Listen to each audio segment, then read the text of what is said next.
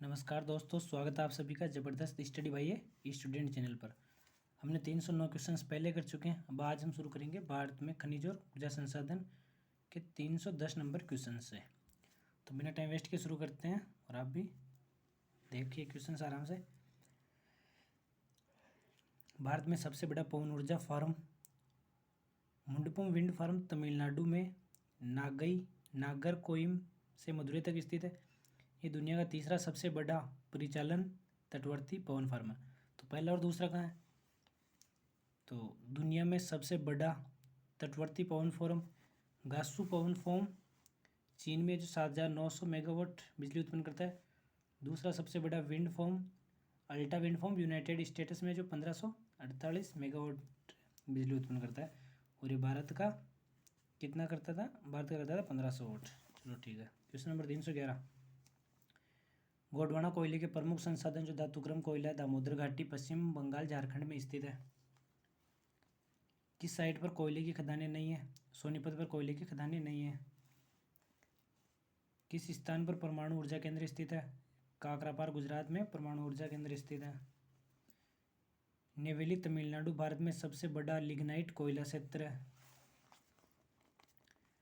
पीट कोयले में निम्न कार्बन और उच्च नमी की मात्रा होती है। भारत के किस राज्य में चांदी के भंडार पाए जाते हैं? तो ओडिशा, आंध्र प्रदेश और झारखंड में चांदी के भंडार पाए जाते हैं। राजस्थान, कर्नाटक में भी चांदी के भंडार पाए जाते हैं। अमरकंटक पठार, मैकाल पहाड़ियाँ और बिलासपुर कटनी का पठारी क्षेत्र बॉक्साइट के लिए जाना जाता है। ओडिशा भारत में बॉक्साइट का सबसे बड़ा उत्पादक है। झारखंड के कोडरमा और गिरिडीह जिलों में पाए जाने वाले कौन से खनिज का उपयोग बिजली उद्योग, पेंट और वर्णक उद्योग आदि में किया जाता है? अभ्रक का उपयोग इन सब में किया जाता है। भारत अभ्रक उत्पादक का सबसे बड़ा उत्पादक है। झारखंड, राजस्थान और आंध्र प्रदेश अग्रणी है। झारखंड में भारत का सर्वाधिक कोयला भंडार भी है। हेमेटाइट के प्रमुख भंडार उड़ीसा में है। गुजरात के हजीरा से उत्तर प्रदेश के जगदीशपुर तक जाने वाली HVJ गैस पाइपलाइन किस राज्य से होकर गुजरती है? ये पाइपलाइन मध्य प्रदेश राज्य से होकर गुजरती है। कौन चट्टान बनाने वाली सिलिसेट खनिजों का एक बड़ा समूह है जो पृथ्वी की भूपट्टी के 50% से अधिक का गठन करता है और व्यापक रूप से कांच और सिरेमिक उद्योगों में उपयोग किया जाता है? फेल्डस्पर। यह है। कौन सा खनिज नदियों, जलोढ़, प्लेसर और तट पर विशेष रूप से समुद्र तटों के बीच प्लेजर में नहीं पाया जाता है? के बीच पाया जाता है। कौन सा पाया जाता है? तो टिन, प्लेटिनम, सोना पाया जाता है। 18,153 मिलियन टन झारखंड में सबसे अधिक कोयला भंडार है। सिलिका पृथ्वी के महाद्वीप द्रव्यमान का प्रमुख खनिज घटकों में से एक है।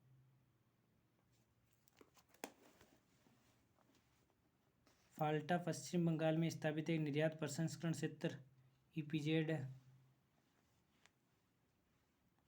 नहरकटिया तेल क्षेत्र असम राज्य में स्थित है। तिलैया अल्ट्रा मेगा पावर परियोजना किस राज्य में स्थित है? झारखंड में स्थित है। कठोर मिट्टी पर एक मृत कीट के शरीर के अंग की छाप जीवाश्म का एक उदाहरण है।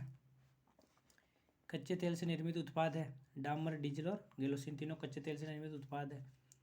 कौन सा तांबे की खान के लिए प्रसिद्ध है? खेतड़ी राजस्थान तांबे की खान के लिए प्रसिद्ध है। मध्य प्रदेश भारत का एकमात्र राज्य है जहाँ हीरे का उत्पादन करता है। पन्ना हीरे के खानों के लिए प्रसिद्ध है। छत्तीसगढ़ के अमरकंटक पठार में बॉक्साइट का प्रचुर भंडार है। ऑस्ट्रेलिया विश्व में बॉक्साइट का सबसे बड़ा उत्पादक है। मैग्नीज के सुंदरगढ़ निक्षेप उड़ीसा में स्थित है। भारत में एक तृतीय कोयले असम, अरुणाचल प्रदेश, नागालैंड तथा मेघालय में पाए जाते हैं।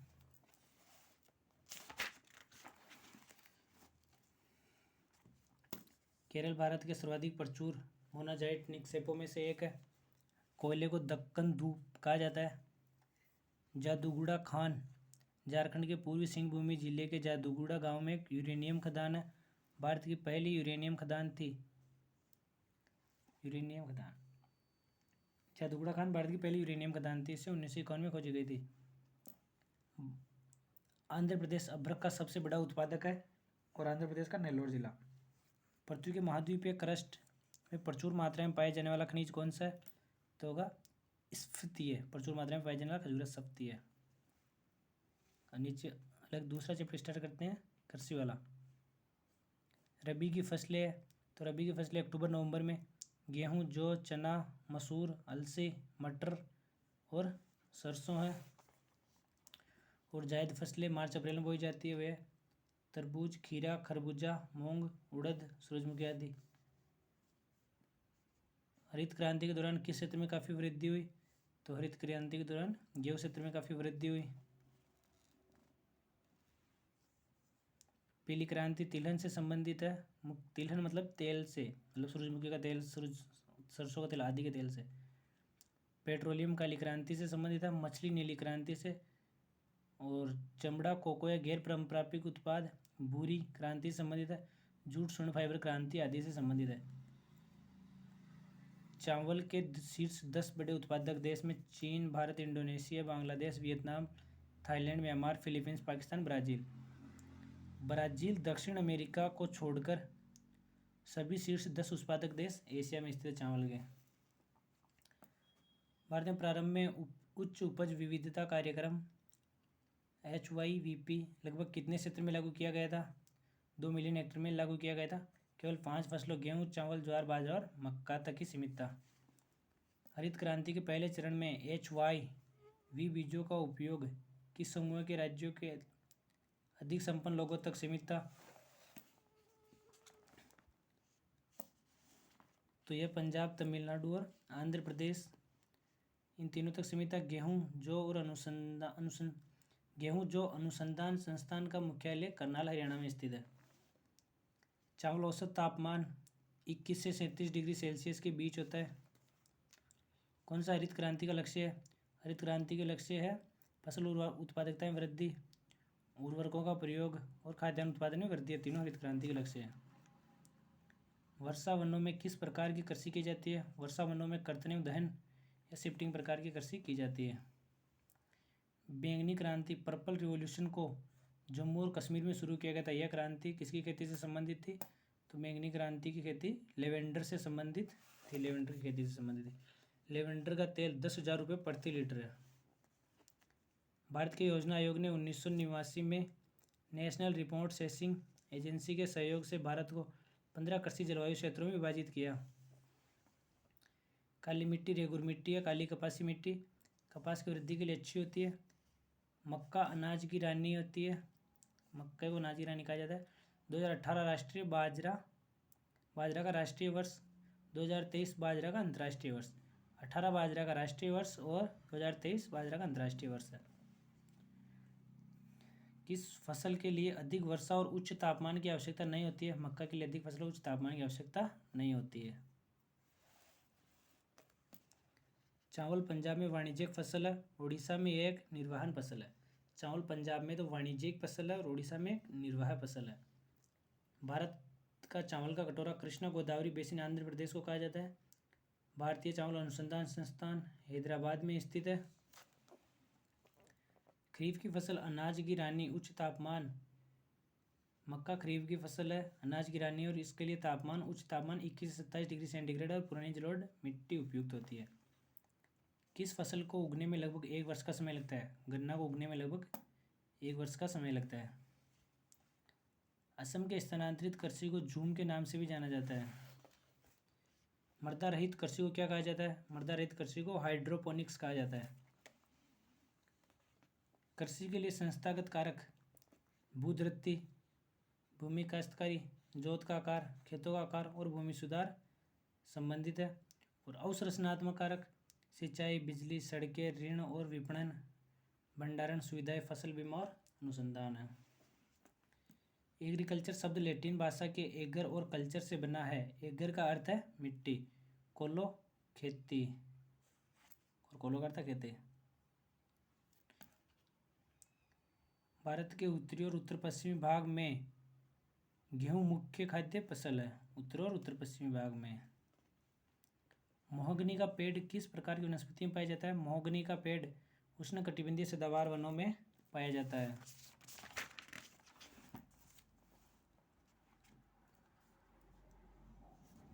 उष्णकटिबंधीय सदाबहार वनों में जहाँ पाए जाने वाले अन्य पेड़ अबुनस, शीशम, रबड़ और चिचोना आदि है।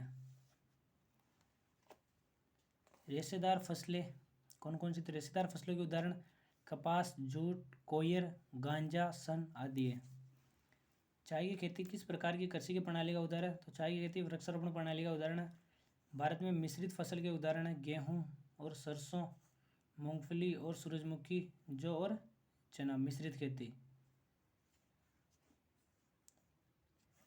राष्ट्रीय जल विज्ञान संस्थान द्वारा 2009 के आंकड़ों के अनुसार भारत में कृषि के लिए उपयोग की जाने वाली भूमि का प्रतिशत कितना है? 51.09% फिक्स है। डीडीटी हमारे पर्यावरण में प्रतिकूल प्रभाव डालता है क्योंकि यह मधुमक्खियों जैसे लाभकारी कीड़ों को मार सकता है। आदिम जीविका कृषि को स्थानांतरित खेती या कर्तन और दहन खेती के रूप में भी जाना जाता है। आदिम जीविका कृषि को। कर्नाटक भारत में कॉफ़ी का सबसे बड़ा उत्पादक है। अरेबिका कॉफ़ी की एक किस्म है। ब्राज़ील दुनिया का सबसे बड़ा कॉफ़ी उत्पादक है। कॉफ़ी बीन्स को 4 प्रकार में वर्गीकृत किया जा सकता है: अरेबिका, रोबस्टा, लिब्रिका और एक्सेल्सा। झारखंड में खेती का प्राचीन रूप आदिम रूप है जिसे कुरवा भी कहा जाता है। विभाजन के दौरान भारत का कौन सा उत्पादक का एक बड़ा भूभाग पाकिस्तान में चला गया था? तो कपास के उत्पादन का बड़ा भूभाग पाकिस्तान में चला गया था। सोयाबीन का सबसे बड़ा उत्पादक राज्य मध्य प्रदेश है। कर्नाटक सूरजमुखी का सबसे बड़ा उत्पादक है। पश्चिम बंगाल में जूट का सबसे बड़ा उत्पादक है। ज्वार मध्य और दक्षिण भारत के अर्धशुष्क क्षेत्रों की मुख्य खाद्य फसल है। प्रायद्वीपीय कर्नाटक सबसे ज़्यादा मक्का उत्पादक है। अरेबिका कॉफ़ी के लिए एक प्रसिद्ध किस्म है जिसे शुरू में यमन से भारत लाया गया था। सेब हिमाचल प्रदेश से संबंधित है, मतलब वहाँ पैदा होती है। केला केरल में और संतरे नागपुर से संबंधित है। अमरूद महाराष्ट्र से संबंधित है। अर्बोरिकल्चर आमतौर पर सुविधा के उद्देश्यों के लिए अलग अलग पेड़ों को स्थापित करने और प्रतिबंधित करने की एक प्रथा है। सिल्वीकल्चर वनों की वृद्धि, संरचना और गुणवत्ता को नियंत्रित करने की प्रथा है। विटीकल्चर अंगूर की खेती और कटाई से संबंधित है। विटीकल्चर फ्लोरिकल्चर फूलों की खेती और फूलों की सजावटी से संबंधित है। किस प्रकार की भूमि पर सीढ़ीदार खेती की जाती है? तो पहाड़ी भूमि पर सीढ़ीदार खेती की जाती है, टेरेस फार्मिंग। तमिलनाडु, आंध्र प्रदेश और केरल में लाल लेटेराइट मिट्टी काजू के लिए सबसे उपयुक्त है। तारामीरा तिलहन फसल है। भूमि की उर्वरता के नुकसान के लिए जिम्मेदार नहीं है, तो उच्च विनिमय क्षमता नुकसान के लिए जिम्मेदार नहीं है। चावल भारत के एक दक्षिण राज्यों में साल भर उगाया जा सकता है। सिंचित भूमि के मामले में पंजाब देश के राज्यों और केंद्र शासित प्रदेशों में 98.8% फसल भूमि के साथ सबसे आगे है। पंजाब, हरियाणा, राजस्थान और तमिलनाडु राज्यों में भूजल का उपयोग बहुत अधिक है। जिस नीति में किसी व्यक्ति के स्वामित्व वाली भूमि का अधिकतम आकार तय करना शामिल है उसे लैंड सीलिंग कहा जाता है। मध्य प्रदेश भारत का सबसे बड़ा दलहन उत्पादक राज्य है। कौन सा एक प्राकृतिक फाइबर नहीं है? टेरिलिन एक प्राकृतिक फाइबर नहीं है। भारत में खरीफ का मौसम काफ़ी हद तक दक्षिण पश्चिम मानसून के साथ मेल खाता है। अब अलग चैप्टर शुरू करते हैं मिट्टी से रिलेटेड सभी प्रीवियस ईयर क्वेश्चंस। मिट्टी की नमी को बनाए रखने के लिए पौधों के बीच की अनावृत भूमि को जैव पदार्थ की एक परत से ढक दिया जाता है। इस विधि को मल्चिंग कहा जाता है। अपघटन के 5 चरण हैं: विखंडन, निष्कालन, अपचयन, ह्यूमिनिफिकेशन और खनिजकरण है। लवा प्रकार किस प्रकार की मिट्टी की प्रचुरता होती है? तो लवा पठार में काली मिट्टी की प्रचुरता होती है। क्वेश्चन नंबर 387, भूमि संसाधन के संरक्षण के लिए किस विधि का उपयोग किया जाता है? भूमि उधार या भूमि पुनर्ग्रहण का उपयोग किया जाता है। भारत में कॉफी उत्पादन के लिए उपयुक्त मिट्टी कौन सी? लेटेराइट मृदा। कौन सा घटक मिट्टी के निर्माण को प्रभावित नहीं करता है? भूस्खलन मिट्टी के निर्माण को प्रभावित नहीं करता है। मिट्टी की यह परत गहरे रंग की होती है क्योंकि ह्यूमस और खनिजों से भरपूर होती है और यह आमतौर पर नरम झरझरा होता है और अधिक पानी बरकरार रख सकता है। इसे क्या कहा जाता है? इसे शीर्ष मृदा कहा जाता है। ए क्षितिज या टॉप सोइल मृदा। भारत का उत्तरी मैदान किस मिट्टी से बना होता है? उत्तरी मैदान जलोढ़ मृदा से बना होता है। भारत के उत्तरी मैदान में जलोढ़ मृदा से बने हैं। वे किन तीन नदियों की परस्पर क्रिया से बनते हैं? सिंधु, गंगा और ब्रह्मपुत्र नदी की परस्पर क्रिया से बनते हैं। मिट्टी की संरचना को गंभीर नुकसान होने से पहले एक मिट्टी जिस भार का सामना कर सकती है उसे आप क्या कहते हैं? उसे वहन क्षमता कहा जाता है। दक्कन के पठार के पूर्वी और दक्षिणी भाग में कम वर्षा वाले क्षेत्रों में क्रिस्टियन आग्नेयी चट्टानों पर लाल मिट्टी विकसित होती है। काली मिट्टी दक्कन लावा पठार और मालवा पठार में फैली हुई है। काली मिट्टी कैल्शियम कार्बोनेट, मैग्नीशियम, पोटास और चूने से भरपूर होती है लेकिन इसमें नाइट्रोजन और फास्फोरस की कमी होती है। ये क्षितिज ह्यूमस युक्त मृदा का एक भाग है। पौधों के बीच की खाली जमीन पुआल जैसे कार्बनिक पदार्थों की एक परत से ढकी होती है। मृदा संरक्षण की इस प्रक्रिया को मल्चिंग कहा जाता है। भारत का पूरा उत्तरी मैदान जलोढ़ मृदा से बना है। करेवा हिमाच्छादित मिट्टी और मोराइन से जुड़ी अन्य सामग्री में के मोटे निक्षेप है जम्मू और कश्मीर में। लेटेराइट एक गहरी लाल मिट्टी है जो उष्णकटिबंधीय क्षेत्रों में पाई जाती है और अक्सर मफिक आग्नेय आधार पर विकसित होती है। भारत की मिट्टी राष्ट्रीय मृदा सर्वेक्षण ब्यूरो और भूमि उपयोग योजना रिपोर्ट प्रकाशन संख्या 94 के अनुसार किस प्रकार की मिट्टी सबसे प्रचुर मात्रा में उपलब्ध है? तो इंसेप्टिसोल या आदि मृदा सबसे अधिक प्रचुर मात्रा में उपलब्ध है। क्षैतिज एक सबसे ऊपरी क्षेत्र है जहाँ कार्बनिक पदार्थ, खनिज पदार्थ, पोषक तत्वों और पानी के साथ शामिल हो गए हैं जो पौधों की वृद्धि के लिए आवश्यक है। कौन सी चट्टानों का निर्माण शिलीभवन प्रक्रिया या लिथिफिकेशन द्वारा होता है? अवसादी चट्टानों का निर्माण।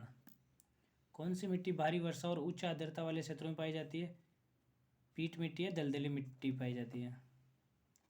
महानदी गोदावरी और कृष्णा के डेल्टा जलोढ़ मिट्टी से बने हैं। भारतीय मृदा सर्वेक्षण की स्थापना 1956 में वैज्ञानिक सर्वेक्षण करने के लिए की गई थी।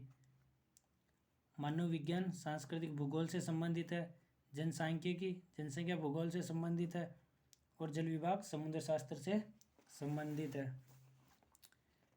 पेडालॉजी मृदा विज्ञान से संबंधित है। रॉबर्ट के खेतों में रेतीली मिट्टी है, उनके खेत में आदर्श रूप से कौन सी फसल उगाई जा सकती है? चना उगाया जा सकता है। रेतीली मिट्टी में चना।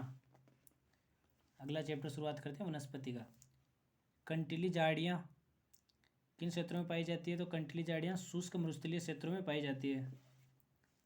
समशीतोष्ण सदाबहार वन अक्षांश के तटीय क्षेत्र में स्थित है।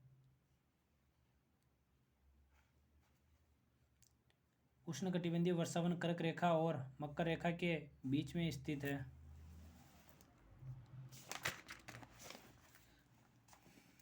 तीतर और मोनाल जैसे पक्षी किस प्रकार के वनों में पाए जाते हैं? तीतर और मोनाल जैसे पक्षी समशीतोष्ण पर्णपाती वनों में पाए जाते हैं। किस भारतीय राज्य में शंकुधारी पेड़ पाए जाते हैं? तो उत्तराखंड, अरुणाचल प्रदेश और सिक्किम में शंकुधारी पेड़ पाए जाते हैं। और जैसे चीड़, सनोबर और स्प्रूस आदि है शंकुधारी पेड़। चेस्टनट, ओक, देवदार, चीड़, पाइन्स या स्प्रूस, सिल्वर फर, सीडर पर्वतीय अल्पाइन जंगलों में पाए जाने वाले पेड़ है। इन वृक्षों को शंकुधारी कहते हैं। किस प्रकार की घास की एक प्रजाति पर्यावरण के प्रति अपनी असंवेदनशीलता के कारण विलुप्त होने के कगार पर है? तो हब्बार्डिया हेप्टेन्यूरोन घास की प्रजाति। जंगल में आग लगना वन्य जीवों के पतन का कारण नहीं है क्योंकि वे आग लगते ही भाग जाते हैं। जंगल में लगने वाली 3 प्रकार की आग होती है: क्राउन फायर, सरफेस फायर और ग्राउंड फायर।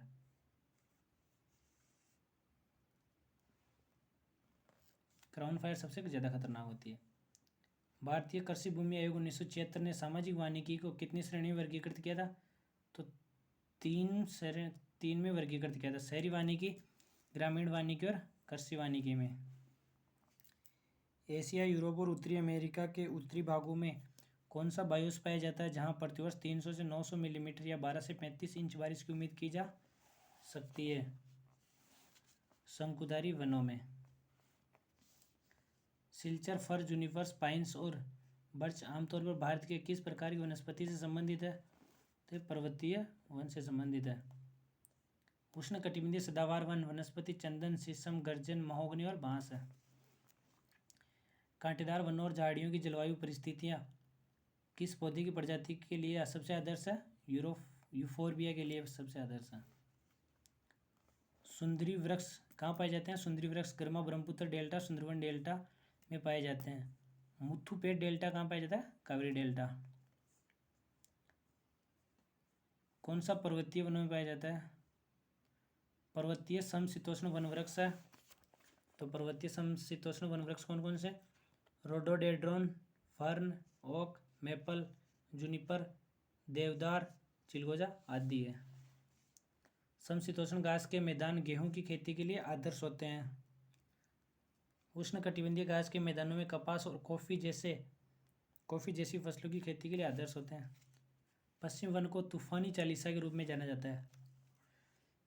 पश्चिमी पवन तूफानी चालीसा। दुनिया का सबसे बड़ा उष्णकटिबंधीय वर्षावन कौन सा है? अमेजन दुनिया का सबसे बड़ा उष्णकटिबंधीय वर्षावन है। कौन रूस में शीतोष्ण घास का मैदान है? स्टेपी रूस में शीतोष्ण घास का मैदान है। शुष्क पर्णपाती वनों के लिए 70 सेंटीमीटर से 100 सेंटीमीटर के बीच आवश्यक वर्षा है। शुष्क पर्णपाती वनों के लिए 70 से 100। समशीतोष्ण पर्णपाती वन भूमध्य रेखा के उत्तर और दक्षिण में 40 और 60 डिग्री के बीच पाए जाते हैं, जहाँ एक वर्ष में 500 से 1500 मिलीमीटर के बीच वर्षा होती है। केल्प एक प्रकार का बड़ा भूरा समुद्री शैवाल है जो दुनिया भर के तटीय मोर्चों के पास उथले पोषक तत्वों से भरपूर खारे पानी में उगता है। समुद्री घास एकमात्र फूल वाले पौधे हैं जो समुद्री वातावरण में उगते हैं। ओक, जूनिपर्स, मेपल उत्तरी मध्य हिमालय श्रृंखला और दक्षिण नीलगिरी उच्च पर्वत श्रृंखला में मिलते हैं। चंदन की लकड़ी भारत में किस प्रकार के वनों में पाया जाता है? तो चंदन की लकड़ी उष्णकटिबंधीय पर्णपाती वन मानसून वन में पाया जाता है। पूर्वी उत्तरी अमेरिका, पश्चिमी यूरोप और पूर्वोत्तर एशिया में किस प्रकार का बायोम स्थित है? पर्णपाती वन बायोम स्थित है। भारत के जिन क्षेत्रों में 70 सेंटीमीटर से कम वर्षा होती है वहाँ झाड़ियों और छोटे जड़ों वाले किस प्रकार के वन पाए जाते हैं? वहाँ उष्णकटिबंधीय कांटेदार वन पाए जाते हैं। कांटेदार झाड़ियों के शुष्क क्षेत्र में कांटों वाली कैक्टस वनस्पति किस राज्य में पाई जाती है? तो कांटों वाली कैक्टस वनस्पति राजस्थान और गुजरात में पाई जाती है। अजैविक कारकों के सामान्य उदाहरण हवा, वर्षा, आर्द्रता, तापमान, मिट्टी की संरचना, लवणता, विकिरण, प्रदूषण आदि। कौन सा भू संरक्षण का सबसे कम दिखाई देने वाला रूप है? सीड शरण सबसे कम दिखाई देने वाला रूप है। सीड कटाव। एक जंगल में पेड़ वनस्पति की सबसे ऊपरी परत बनाते हैं। वन में वनस्पति की वह परत जो झाड़ी की परत के ठीक नीचे होती है जड़ी बूटी की परत कहलाती है। 1972 में पश्चिम बंगाल विभाग ने राज्य के दक्षिण पश्चिमी जिलों में किन वनों को पुनर्जीवित करने में अपनी विफलताओं को मान्यता दी? साल के जंगल को पुनर्जीवित करने में अपनी विफलताओं को मान्यता दी, मतलब इन्हें बचा नहीं सकते हो। उद्यानों को कृत्रिम पारितंत्र के रूप में वर्गीकृत किया जा सकता है। किस राज्य में रेणुका वेटलैंड नामक रामसर वेटलैंड साइट स्थित है? हिमाचल प्रदेश में स्थित है। पारिस्थितिक तंत्र के जैविक घटक को 300 में वर्गीकृत किया जा सकता है। हरे पौधे, जानवर, बैक्टीरिया और कवक जैसे जीव। कौन पृथ्वी पर सबसे पुरानी जीवित वृक्ष प्रजातियां हैं? ब्रिस्टल कॉन पाइन सबसे पुरानी प्रजातियां हैं। ब्रिस्टल कॉन पाइन शब्द में देवदार के पेड़ की 3 प्रजातियां शामिल है, परिवार पिनेसी, जीनस पिनस और उपधारा बाल्फोरियाना। चंदन किस प्रकार के जंगलों में उगता है? तो चंदन उष्णकटिबंधीय पर्णपाती जंगलों में उगता है। कोरिका एक सुंदर कौन सा बंदरगाह है जहाँ गोदावरी बंगाल की खाड़ी के अप्रवाही जल में मिलती है? तो मैंग्रोव बंदरगाह है, मैंग्रोव जंगल है। वेल्डेस घास के मैदान किससे संबंधित है? वेल्डेस घास के मैदान दक्षिण अफ्रीका के समशीतोष्ण घास के मैदानों को वेल्डेस घास के रूप में जाना जाता है। भारत में जैव विविधता हॉटस्पॉट कौन से हैं? भारत में पश्चिमी घाट, सुंदरवन, उत्तर पूर्व भारत तीनों ही जैव विविधता हॉटस्पॉट है और सुंदरलैंड वन भी है। तटीय वनों में किन वृक्षों को पाएंगे? तटीय वनों में सुंदरी का पेड़ या मैंग्रोव वनों को पाएंगे। शुष्क वन अनुसंधान संस्थान कहाँ स्थित है? शुष्क वन अनुसंधान संस्थान जोधपुर राजस्थान में स्थित है। भारत के सर्वश्रेष्ठ चाय बागानों में एक टेमी चाय बागान किस राज्य का एकमात्र चाय बागान है? तो टेमी चाय बागान सिक्किम का एकमात्र चाय बागान है। आगे वाला चैप्टर शुरू करते हैं जलवायु का। Question number 449। व्यापारिक हवाएं कोरियोलिस प्रभाव और फेरेल के नियम के कारण होती है। कम से कम कितने वर्ष की अवधि के दौरान किसी स्थान के मौसम की अवस्थाओं तथा विविधताओं की औसत परिस्थिति वहां की जलवायु कहलाती है? 30 वर्षों के बाद। भारत के संदर्भ में उष्णकटिबंधीय चक्रवात कहाँ से उत्पन्न होते हैं? तो उष्णकटिबंधीय चक्रवात बंगाल की खाड़ी में उत्पन्न होते हैं। कौन सी स्थानीय पवन है? लू एक स्थानीय पवन है।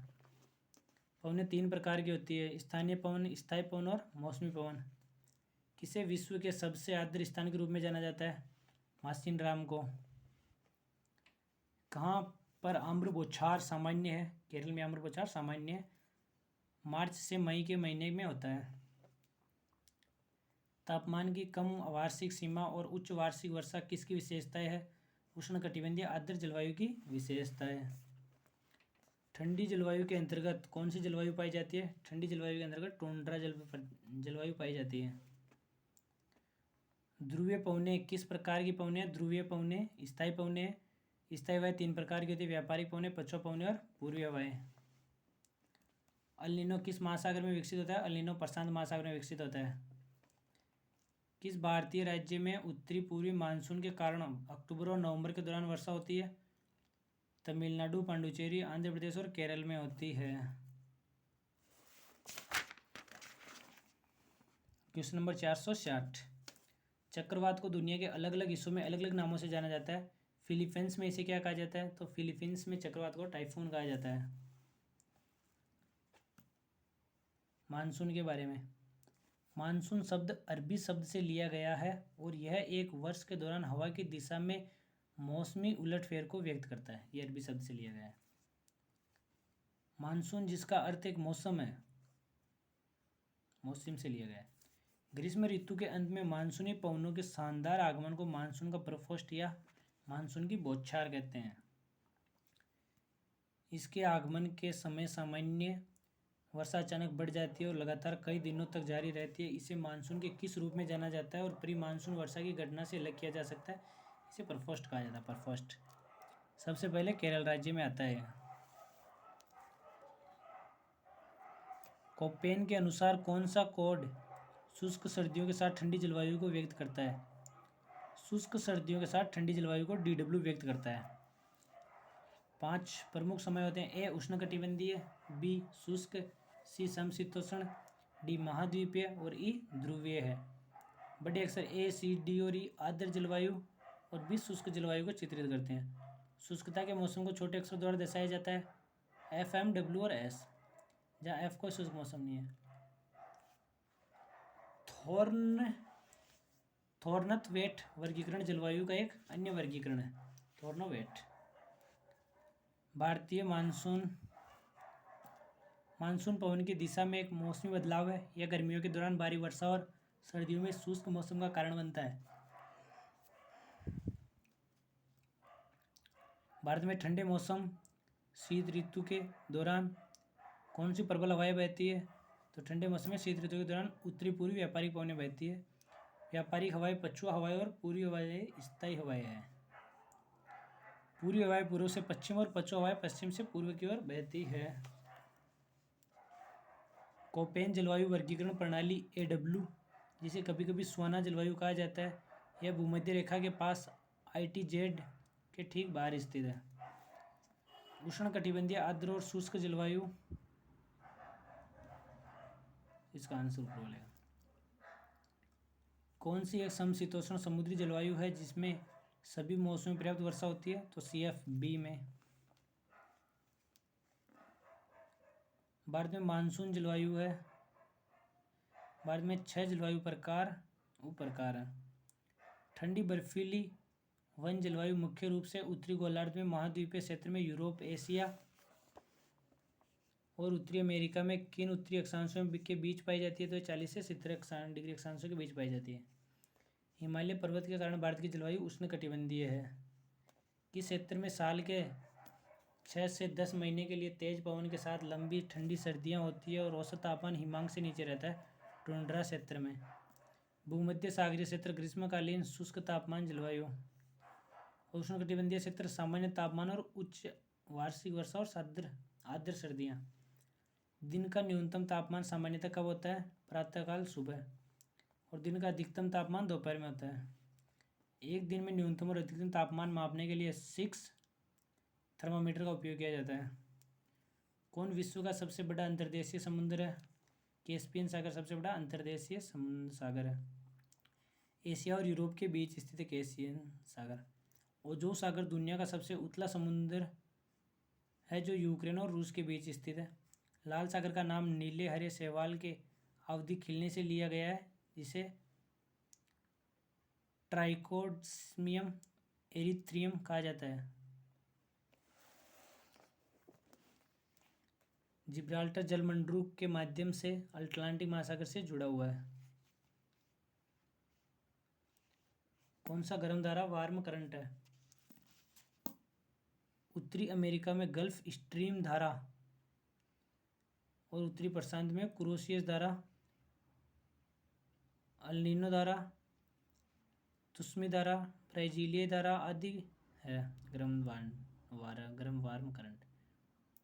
ठंडी धारा कोल्ड करंट, लेब्राडोर धारा, कैनरी धारा, वेनेजुएला धारा, फॉकलैंड धारा, साउथ इंडियन ओशन धारा, ओखोटस्क धारा, हम्बोल्ट या पेरुवियन धारा आदि ठंडी धारा है। नवंबर की शुरुआत में निम्न दबाव वाली अवस्था बंगाल की खाड़ी पर स्थानांतरित हो जाती है और ये राजस्थान चक्रवाती निम्न दाब से संबंधित जो कि किसके ऊपर उत्पन्न होता है? अंडमान सागर के ऊपर उत्पन्न होता है। किसको अक्सर पश्चिमी सभ्यता का उष्मायित्र इनक्यूबेटर कहा जाता है? भूमध्य सागर को पश्चिमी सभ्यता का उष्मायित्र कहा जाता है। जो इतना खारा है कि उसमें डूबना बहुत मुश्किल है, इस समुद्र का नाम बताइए। तो मरत सागर या नमक सागर। लेकलोंड झील में महासागरों की तुलना में लगभग 10 गुना नमक का स्तर है। मरत सागर में रहने वाली आबादी का एकमात्र रूप बैक्टीरिया है। तमिलनाडु के तट पर बारिश का एक बड़ा हिस्सा किसके दौरान मिलता है? तो तमिलनाडु के तट पर बारिश का एक बड़ा हिस्सा अक्टूबर-नवंबर के दौरान मिलता है। भारत की जलवायु को किस प्रकार वर्णित किया गया है? तो भारत की जलवायु को मानसून प्रकार के रूप में वर्णित किया गया है। मुंबई में मानसून की अरब शाखा का लगभग आगमन कब होता है? उनका लगभग आगमन 10 जून को होता है। ये हमेशा ठंडे से गर्म क्षेत्रों की ओर प्रवाहित करती है। किस क्षेत्र को आमतौर पर पूरे वर्ष या वर्ष के कुछ हिस्सों में मध्यम वर्षा वाले वातावरण के रूप में परिभाषित किया जाता है, जिसमें छिटपुट शुष्क हल्के गर्म से गर्म ग्रीष्मकालीन और हल्की ठंडी से ठंडी सर्दियाँ होती है? शीतोष्ण क्षेत्र में। किस जलवायु क्षेत्र का औसत तापमान पूरे विश्व में 64 डिग्री फ़ारेनहाइट या 18 डिग्री सेल्सियस से अधिक होता है और इस क्षेत्र में प्रत्येक वर्ष 59 इंच से अधिक वर्षा होती है? उष्णकटिबंधीय क्षेत्र। Question number 482। भारत के 2 द्वीप क्षेत्र लक्षद्वीप और अंडमान और निकोबार द्वीप समूह किस प्रकार की जलवायु का अनुभव होता है? तो उनमें उष्णकटिबंधीय गर्म जलवायु का अनुभव होता है। उष्णकटिबंधीय अर्धशुष्क जलवायु धारका मरुस्थल। कांगो बेसिन में भूमध्य रेखीय गर्त अमेजन बेसिन और दक्षिण पूर्व एशिया के द्वीपों में आमतौर पर किस प्रकार की वर्षा होती है? वहाँ पर पारंपरिक वर्षा होती है। यह भूमध्य रेखीय क्षेत्रों में प्रचलित है। 1900 की शुरुआत में किस जर्मन जलवायु विज्ञानी ने तापमान, वर्षा की मात्रा और वर्षा के दौरान वर्षा होने के समय के आधार पर विश्व की जलवायु को विभिन्न श्रेणियों में वर्गीकृत किया गया था? व्लादिमीर कोपेन ने। अल्फ्रेड वेगनर ने महाद्वीपीय बहाव के सिद्धांत का प्रस्ताव रखा। भारत में उष्णकटिबंधीय चक्रवात जो सर्दियों के महीनों के दौरान पश्चिम और उत्तर पश्चिम से भारतीय उपमहाद्वीप में प्रवेश करते हैं उन्हें कहाँ से उत्पन्न होते हैं? वे पश्चिम विक्षोभ एक उष्णकटिबंधीय तूफान है जो भूमध्य सागर, कैस्पियन सागर और काला सागर से उत्पन्न होता है। ये रबी की फसलों के विकास के लिए आवश्यक है। उस क्षेत्र का नाम क्या है जहाँ व्यापारिक पवनें अभिसरण करती है? अंतर उष्णकटिबंधीय अभिसरण क्षेत्र डोल्ड्रम्स। कोपेन की जलवायु वर्गीकरण योजना के अनुसार शुष्क जलवायु को अर्ध शुष्क क्षेत्रों के लिए बड़े अक्षर एस या स्टेपी किस क्षेत्र के लिए डब्ल्यू का उपयोग करके विभाजित किया गया है? रेगिस्तान के लिए। गुजरात के दक्षिणी भाग, पूर्वी तमिलनाडु, ओडिशा, झारखंड, बिहार और पूर्वी मध्य प्रदेश को कवर करने वाले पूर्वोत्तर प्रायद्वीपीय जैसे क्षेत्रों में कितने के बीच वर्षा होती है? 100 से 200 सेंटीमीटर के बीच वर्षा होती है। किस पेड़ की वृद्धि विशेषताओं विशेष रूप से विकास के छल्ले विश्लेषण द्वारा पिछले जलवायु और जलवायु घटनाओं के रिकॉर्ड के निर्माण से संबंधित है? तो वृक्षवल्य कालक्रम या डेंड्रोक्लाइमेटोलॉजी। भू जलवायु विज्ञान ये समय के साथ कैसे बदलता है बताता है। आगे शुरू करते हैं। इंडस्ट्रीज उद्योग। Question number 490। 2200 से 1900 वर्ष पूर्व के बीच भारत में कौन सा शहर एक पतन था जहाँ दूर दूर के देशों से जहाज़ों द्वारा सामान उतारा जाता था? पांडिचेरी में स्थित अरिक्कामेडु। कराईकल और यन्नम पांडिचेरी में शहर है। भारत में जूट का पहला कारखाना कहाँ स्थापित किया गया था? भारत में जूट का पहला कारखाना रिचडा पश्चिम बंगाल में स्थापित किया गया था और पहली जूट मिल एक्सलैंड मिल थी। भारत दुनिया में जूट का सबसे बड़ा उत्पादक देश है। इसके बाद बांग्लादेश, चीन, उज्बेकिस्तान और नेपाल का स्थान आता है। बालको कोरबा छत्तीसगढ़ में स्थित है। इसको बर्नपुर पश्चिम बंगाल में, नेशनल फर्टिलाइजर्स लिमिटेड या NFL पंजाब में नांगल और बठिंडा संयंत्र में स्थित है। ICF चेन्नई तमिलनाडु में स्थित है। 19वीं सदी की शुरुआत में भारत में कॉटन मिलें ज़्यादातर किस राज्य में स्थित थी? तो कॉटन मिलें ज़्यादातर महाराष्ट्र में स्थित थी। कौन सा भारत के प्रमुख औद्योगिक क्षेत्र का उदाहरण नहीं है? उत्तरी मालाबार औद्योगिक क्षेत्र का उदाहरण नहीं है। लौह इस्पात संयंत्र भिलाई से संबंधित है। कॉटन टेक्सटाइल लखनऊ से संबंधित है। सूती कपड़ा महाराष्ट्र के मुंबई गुजरात से संबंधित है और उत्तर प्रदेश के लखनऊ, इटावा, वाराणसी आदि से।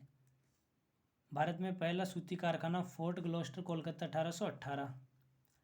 पहला लौह और इस्पात संयंत्र टिस्को जमशेदपुर 1907 में। कपड़ा उद्योग में मूल्यवर्धन के संबंध में बुनाई किस प्रकार की जाती थी? बुनाई, रंगाई और परिष्करण के द्वारा की जाती थी। कपड़ा उद्योग में फाइबर फिलामेंट को गवर्नमेंट में परिवर्तन करने की प्रक्रिया निम्न है। पहले कताई, फिर बुनाई, फिर रंगाई, प्रिंटिंग और परिष्करण और फिर सिलाई और कटिंग। कौन सा गहरे लाल रंग का पत्थर है जिसका उपयोग एल्यूमीनियम गलाने में कच्चे माल के रूप में किया जाता है? तो बॉक्साइट का उपयोग किया जाता है। पैठानी साड़ी बुनाई उद्योग किस राज्य में है? पैठानी साड़ी बुनाई उद्योग महाराष्ट्र में है। ये बहुत महीन शहतूत रेशम से बनाई जाती है। मणिपुर की इम्फाल घाटी किस शिल्प का एक महत्वपूर्ण केंद्र है? मणिपुर की इम्फाल घाटी कोन्ना शिल्प का एक महत्वपूर्ण केंद्र है। गोंडना गुजरात, बूटा आंध्र प्रदेश और मिर्जिस्म असम से संबंधित है। भारत में दूसरा सबसे महत्वपूर्ण धातुक्रम उद्योग कौन सा है? एल्यूमीनियम दूसरा सबसे महत्वपूर्ण धातुक्रम उद्योग है। इसका उपयोग विमान, बर्तन और तारों के निर्माण के लिए किया जाता है। सेल के अंतर्गत इस्पात संयंत्र किस स्थान पर स्थित है? तो सेल के अंतर्गत स्टील प्लांट भिलाई में स्थित है। भारत के 8 प्रमुख उद्योग बिजली, स्टील, रिफाइनरी उत्पाद, कच्चा तेल, कोयला, सीमेंट, प्राकृतिक गैस और उर्वरक है। भारत के स्वदेशी रूप से निर्मित प्रथम परमाणु ऊर्जा संयंत्र कहाँ स्थित है? तो प्रथम परमाणु ऊर्जा संयंत्र कलपक्कम में स्थित है। कलपक्कम चेन्नई में स्थित है। फिर अगला चैप्टर बायोस्फीयर रिजर्व, जीवमंडल संरक्षित क्षेत्र। किस राज्य में मानस बायोस्फीयर रिजर्व स्थित है? तो असम में मानस बायोस्फीयर रिजर्व स्थित है। असम में ब्रह्मपुत्र नदी की एक सहायक नदी मानस नदी पर। एशियाई शेर का अंतिम शेष निवास स्थान कौन सा जंगल है? एशियाई शेर का गिरवन गुजरात है। 600 केवल 600 एशियाई शेर बचे हैं। मोलाई वन असम के जोरहाट जिले में स्थित है। बेंकुटपुर के जंगल पश्चिम बंगाल राज्य के भीतर पश्चिम द्वार के तराई क्षेत्र में स्थित है। शेषाचलम बायोस्फीयर रिजर्व भारत के किस राज्य में स्थित है? शेषाचलम आंध्र प्रदेश राज्य में स्थित है। शेषाचलम बायोस्फीयर रिजर्व को 2010 में बायोस्फीयर रिजर्व के रूप में नामित किया गया था। एल्डस हिरण उपप्रजाति को IUCN लाल सूची में लुप्तप्राय के रूप में वर्गीकृत किया गया था। यह केवल कहाँ पाई जाती है? तो मणिपुर के केबुल लामजाओ राष्ट्रीय उद्यान में पाई जाती है। पश्चिम बंगाल में बुक्सा टाइगर रिजर्व को किनका खतरा है? को डोलोमाइट खनन से खतरा है। कंचनजंगा बायोस्फीयर रिजर्व किस राज्य में स्थित है? कंचनजंगा बायोस्फीयर रिजर्व सिक्किम में स्थित है। नोकरेक बायोस्फीयर रिजर्व किस राज्य में स्थित है? नोकरेक मेघालय में स्थित है। किस राज्य में श्रीविल्ली पुथुर हाथी अभ्यारण्य स्थित है? तमिलनाडु में स्थित है। बाघमारा पिंजर प्लॉट अभ्यारण्य किस राज्य में स्थित है? बाघमारा पिंजर प्लॉट अभ्यारण्य मेघालय के दक्षिण गारो हिल्स जिले में स्थित है। अभ्यारण्य का एक अन्य नाम दुर्लभ कीटभक्षी पिंजर प्लॉट के नाम पर रखा गया है, जो केवल इस क्षेत्र के लिए स्थानिक है। किस राज्य में रोवा वन्यजीव अभ्यारण्य स्थित है? त्रिपुरा में। किस राज्य में बोरेल वन्यजीव अभ्यारण्य मिलेगा? असम में। भितरकणिका राष्ट्रीय उद्यान किस राज्य में स्थित है? तो भितरकणिका राष्ट्रीय उद्यान ओडिशा के केंद्रपाड़ा जिले में स्थित है। कौन भारत और विश्व का एकमात्र 13वां राष्ट्रीय उद्यान है? केबुल लामजाओ राष्ट्रीय उद्यान मणिपुर के लोकटक जिले में स्थित है। लाओखा वन्यजीव अभ्यारण्य भारत के उत्तर पूर्वी राज्यों में किस नदी के तट पर स्थित है? असम राज्य में ब्रह्मपुत्र नदी के दक्षिण तट पर स्थित है।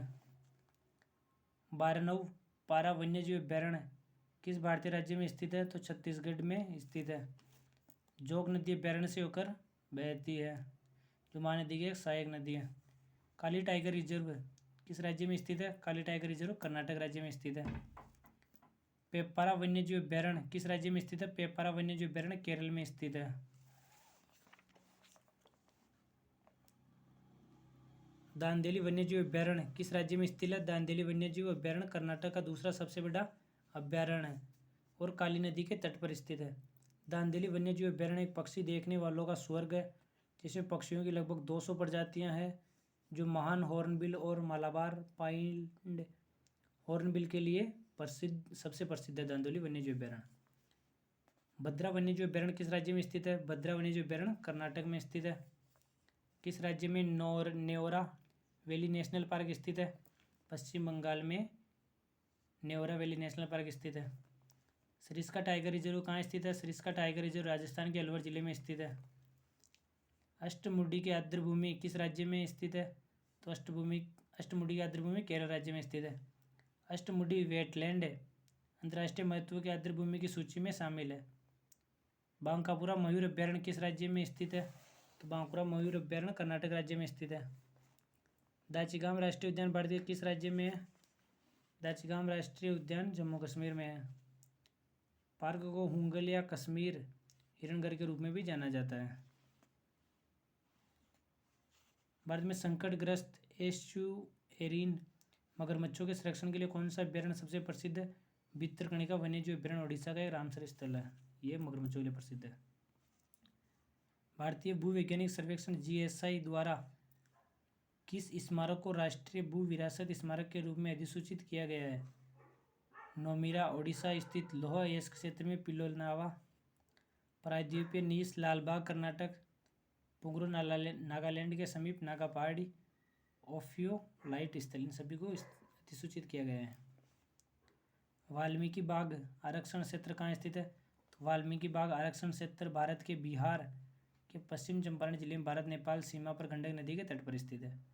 कौन सा वन्यजीव अभ्यारण्य उत्तर भारत में 3 राज्यों का संरक्षित क्षेत्र है? यह गंभीर रूप से संकटग्रस्त घड़ियाल, लाल कलगी कछुआ तथा संकटग्रस्त गंगा डॉल्फिन के लिए भी प्रसिद्ध है। राष्ट्रीय चंबल अभ्यारण्य राजस्थान, मध्य प्रदेश और उत्तर प्रदेश की यात्रा के निकट चंबल नदी पर स्थित है, ये इन सबके लिए प्रसिद्ध है। बांधवगढ़ बाघ रिजर्व किस राज्य में स्थित है? बांधवगढ़ बाघ रिजर्व मध्य प्रदेश राज्य में स्थित है। ब्रह्मागिरी वन्यजीव अभ्यारण्य कर्नाटक के किस जिले में स्थित है? तो ब्रह्मागिरी वन्यजीव अभ्यारण्य कोडांगू कुर्ग जिले में स्थित है। कौन सा राष्ट्रीय उद्यान पूर्वी हिमालय उप क्षेत्र में सबसे बड़ा संरक्षित क्षेत्र है? तो नामदफा राष्ट्रीय उद्यान अरुणाचल प्रदेश में। जिम कॉर्बेट राष्ट्रीय उद्यान नैनीताल उत्तराखंड में और बांदीपुर राष्ट्रीय उद्यान कर्नाटक में। कौन उड़ीसा में स्थित है? तो उड़ीसा में महानदी हाथी रिजर्व पार्क उड़ीसा में स्थित है, मयूरभंज हाथी रिजर्व उड़ीसा में स्थित है और संबलपुर हाथी रिजर्व भी उड़ीसा में स्थित है। कामेंग सोनितपुर हाथी अभ्यारण्य भारत के अरुणाचल प्रदेश और असम के पूर्वी पहाड़ी जंगलों में स्थित है। हिम तेंदुआ का घर हेमिस राष्ट्रीय उद्यान किस राज्य में स्थित है? तो हेमिस तेंदुआ या हिम तेंदुआ लद्दाख में स्थित है। यह हिम तेंदुए के लिए विश्व भर में प्रसिद्ध है। जैव सुरक्षा प्रोटोकॉल कार्टाजेना में हुई थी। कार्टाजेना से संबंधित है। खतरनाक कचरे के पारंगन संबंधित नियंत्रण और उसके निपटान पर सम्मेलन बेसल। जीवित विविधता पर सम्मेलन नागोया में हुआ था। रोटरडेम कन्वेंशन खतरनाक रसायनों और कीटनाशकों के लिए है। रोटरडेम नीदरलैंड का दूसरा सबसे बड़ा शहर है।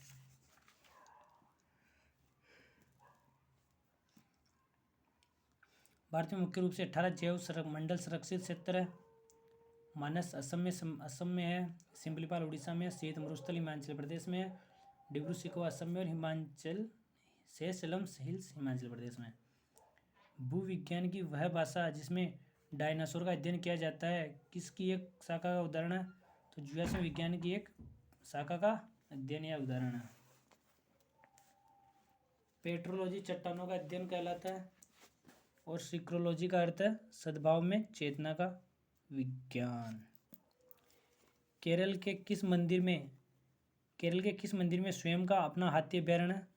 तो गुरुवायूर श्री कृष्ण मंदिर में। गिर राष्ट्रीय उद्यान को किसके लिए जाना जाता है? तो गिर राष्ट्रीय उद्यान को एशियाई शेरों या पैंथेरा लियो की शुद्ध नस्ल के लिए जाना जाता है। अब अगला चैप्टर शुरू करते हैं, भारत का भौगोलिक विभाजन। अपने आसपास के क्षेत्र से अधिक ऊपर उठी हुई ऊपरी सपाट भूमि क्या कहलाती है? पठार कहलाती है। जावड़ी पहाड़ियाँ, पालकोंडा रेंज, नल्लामाला पहाड़ियाँ, सेवराय पहाड़ियाँ, महेंद्रगिरी पहाड़ियाँ पूर्वी घाट की कुछ महत्वपूर्ण पहाड़ियाँ बनाती है। पूर्वी घाट की सबसे ऊंची चोटी जिंदगड़ा चोटी है और पश्चिम घाट नैमुदी सबसे ऊंची चोटी है। पश्चिम घाट की मन्नमाला, मिसापू लिमला, डोडा बेट्टा चोटी, कोलारी बेटा चोटी आदि है। पटकाई पहाड़ियाँ अरुणाचल प्रदेश, नागालैंड और म्यांमार का ऊपरी ब्रह्मा क्षेत्र है। मिजो पहाड़ियाँ मिजोरम और मणिपुर में। प्रसिद्ध पहाड़ी नगर उडगमंडलम को किसके नाम से जाना जाता है? उसे ऊटी के नाम से जाना जाता है। झीलों का हिल स्टेशन नैनीताल को कहा जाता है। देवताओं की घाटी मनाली को कहा जाता है। चाय बागानों का हिल स्टेशन दार्जिलिंग को कहा जाता है। पूर्व का स्कॉटलैंड शिलोंग को कहा जाता है। Picture perfect hill station Chamba को कहा जाता है और स्कीइंग गंतव्य गुलबर्ग को कहा जाता है, गुलमर्ग। कौन सा द्वीप समूह भारत का हिस्सा है जो भारतीय मुख्य भूमि के दक्षिण पूर्व में बंगाल की खाड़ी में स्थित है? वह अंडमान और निकोबार द्वीप समूह है। अंडमान द्वीप समूह निकोबार द्वीप समूह 10 डिग्री चैनल द्वारा अलग है। बैरन द्वीप भारत में एकमात्र ज्वालामुखी यहाँ स्थित है। चिल्का झील किस राज्य से संबंधित है? चिल्का झील उड़ीसा के खारे पानी की लेगुन झील से संबंधित है, उड़ीसा राज्य से संबंधित है। एशिया की सबसे बड़ी एशिया की सबसे बड़ी और दुनिया की दूसरी सबसे बड़ी खारे पानी की लेगून या दया नदी के मुहाने पर स्थित है। सांबर झील किस राज्य में स्थित है? सांबर झील राजस्थान राज्य में स्थित है। भारतीय प्रायद्वीप पठार का आकार कैसा होता है? भारतीय प्रायद्वीप पठार का आकार त्रिकोणीय होता है। प्रायद्वीप पठार की सबसे ऊंची चोटी अन्नामलाई है। विसर्प एक नदी चैनल मार्ग में एक स्पष्ट वक्र या पास है। किस क्षेत्र में भारत के अन्य क्षेत्रों की तुलना में अधिक मौसमी अंतर होता है? तो भारत के अंदरूनी भाग, क्योंकि समुद्र या पहाड़ों से बहुत दूर है। दक्कन के पठार के संबंध में कौन सा कथन सही है? तो दक्कन का पठार पश्चिम में ऊंचा और इसमें धीरे धीरे पूर्व की ओर ढलान है। दक्कन की औसत ऊंचाई लगभग 2000 फीट या 600 मीटर है। नीलगिरी की पहाड़ियाँ नीलगिरी पर्वत पश्चिम घाट का हिस्सा है। मेघालय पठार भारतीय प्रायद्वीप पठार का विस्तार है। ये गारो खासी और जयंतिया पहाड़ियों में विभाजित है। किस नाम से लघु हिमालय और शिवालिक के बीच स्थित घाटियों को जाना जाता है? तो बीच वाली घाटियों को दून के नाम से जाना जाता है। अनुदेरे घाटी को दून कहा जाता है। देहरादून, कोटली दून और पतली दून या पाटली दून ये सभी दून के उदाहरण हैं। देवका बीच, जहाँ दूर से फैली हुई काली रेत अत्यंत सुंदर दृश्य निर्मित करती है, कहाँ स्थित है? दमन में स्थित है। राधानगर बीच, हेवलॉक द्वीप, अंडमान निकोबार। चेन्नई भारत का सबसे लंबा और दुनिया का सबसे लंबा बीच है। पूरी गोल्डन बीच उड़ीसा में स्थित है। भारत के उत्तर पूर्वी भागों में रेलवे के अधिकांश विकसित नहीं होने के लिए कौन सा कारक जिम्मेदार है? तो वहाँ पर अत्यधिक विच्छेदित स्थलाकृति ये जिम्मेदार है, घने जंगल जिम्मेदार है, और भारी वर्षा और बार बार बाढ़ आना, ये सभी तीनों कारक जिम्मेदार हैं। भारत की 7 सिस्टर्स, जो पूर्वी जो राज्य 7 उन्हें 7 सिस्टर्स कहा जाता है। कंचनजंगा 8586 मीटर, दुनिया का तीसरा सबसे ऊंचा पर्वत है, भारत और नेपाल के बीच फैला हुआ है। भारतीय मरुस्थल के बारे में, इसमें रेत के टीले, ये रावली पहाड़ियों के उत्तर पश्चिम में स्थित है। इसे मरुस्थली के नाम से भी जाना जाता है, रावली को। यहाँ प्रतिवर्ष 150 मिमी से कम वर्षा होती है भारतीय मरुस्थल में। प्रायद्वीपीय पठार के हिस्से, central highlands, Marwar upland, Malwa पठार, बुंदेलखंड पठार, बघेलखंड पठार, छोटा नागपुर पठार। ये दक्कन पठार जिसमें आ जाएंगे महाराष्ट्र पठार, कर्नाटक पठार और तेलंगाना पठार। या पूर्वोत्तर पठार जिसमें आ जाएंगे अरावली पर्वत श्रृंखला, विंध्य पर्वत, सतपुड़ा पर्वत और पश्चिमी तथा पूर्वी घाट है। गोदावरी नदी भारत के भौगोलिक क्षेत्र के से लगभग कितने % हिस्से पर बहती है? तो गोदावरी नदी 10% हिस्से, जिसे दक्षिण गंगा बेसिन भी कहा जाता है। ये महाराष्ट्र में नासिक के पास त्र्यंबकेश्वर से निकलती है।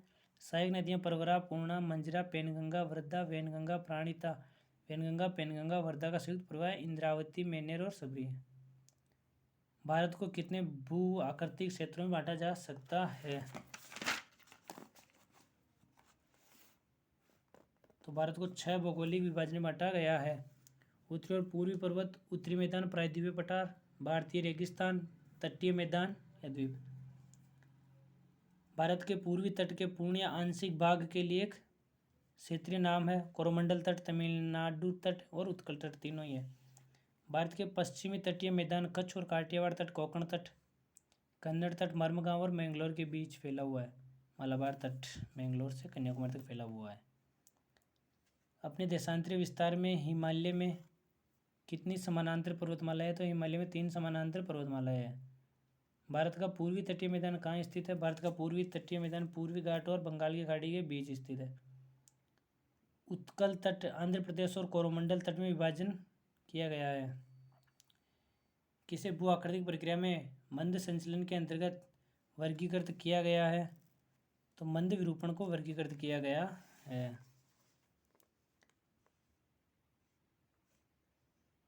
दक्षिण भारत में विशाल दक्कन का पठार है। किसको मोटे तौर पर पश्चिम घाट और पूर्वी घाट में विभाजित किया गया है? तो दक्कन के पठार को विभाजित किया गया है। यह लावा प्रवाह द्वारा गठित किया गया है। कौन सा 2832 मीटर की अधिकतम ऊंचाई पर पीर पंजाल श्रेणी में एक पर्वतीय दर्रा है, जो केंद्र शासित प्रदेश जम्मू और कश्मीर में कश्मीर घाटी को बाहरी हिमालय और दक्षिण में मैदानी इलाकों से जोड़ता है? बनिहाल दर्रा, जम्मू और कश्मीर। बनिहाल को काजीगुड़ से जोड़ता है।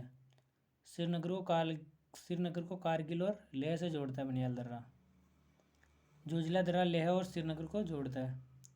कोंकण तट में रहने वाले लोग तापमान की चरम सीमा और मौसमी अपवर्तन का सामना क्यों नहीं कर पाते? क्योंकि वहाँ तटीय स्थिति होती है।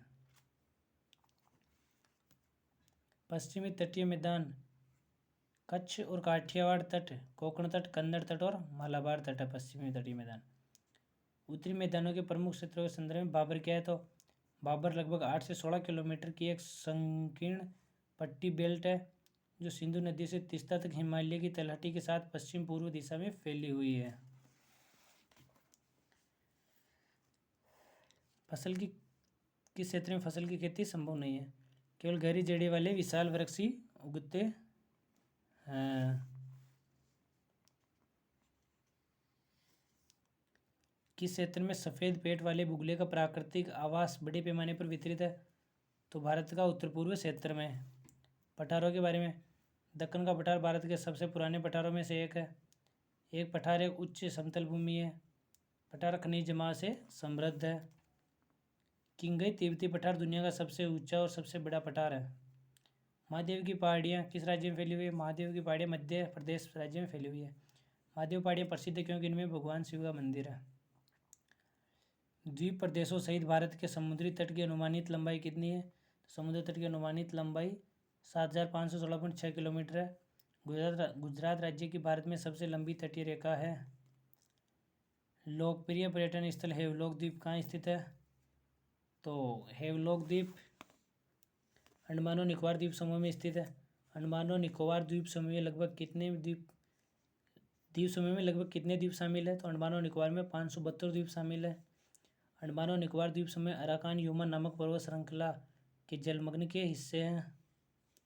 किस स्थान की ऊंचाई सबसे अधिक है?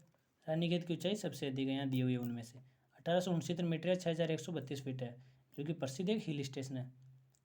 कर्नाटक में है क्या है? कर्नाटक में हम्पी, मैसूर पैलेस और बन्नेरघट्टा राष्ट्रीय उद्यान है।